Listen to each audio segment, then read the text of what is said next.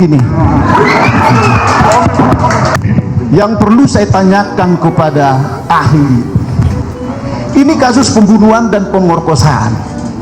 Apa sih yang perlu dilakukan penyidik terlebih dahulu terhadap korban ini supaya maju nanti kepada administrasi yang tadi kalian perbincangkan, ini sah, ini tidak. Apa yang perlu dilakukan oleh penyidik itu? Bapak kan ahli pidana. Itu yang pertama saya tanya.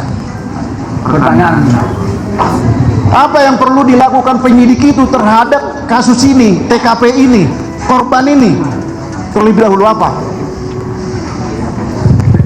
mohon izin yang mulia, karena ini menjadi domainnya penyidik, saya sebagai ahli pidana saya tidak menjawab.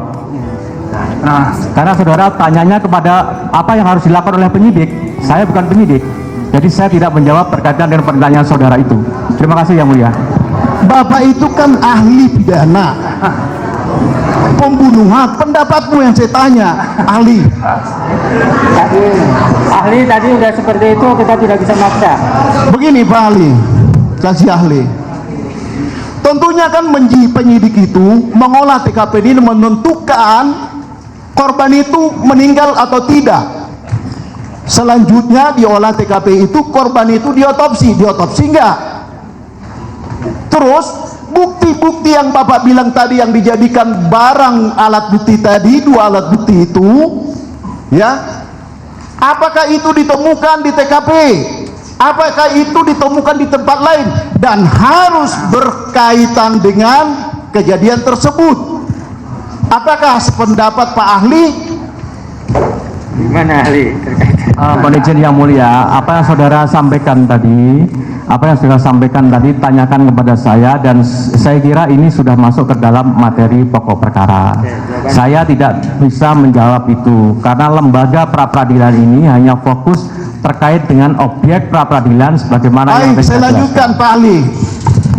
Saudara, perkara pokok, jika mereka menentukan menaikkan dia sebagai DPO tahun 2016,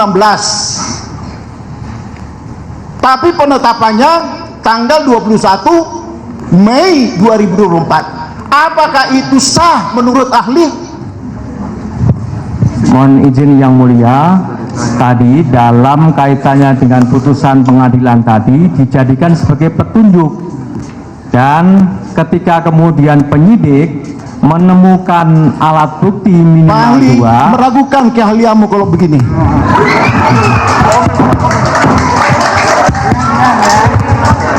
Izin yang mulia. Bentar. Saya luruskan dulu. Ya.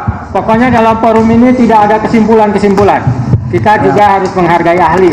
Sependapat atau tidak sependapat dengan ahli, baik ahli yang kemarin maupun ahli yang sekarang, kita harus menghormati pendapatnya.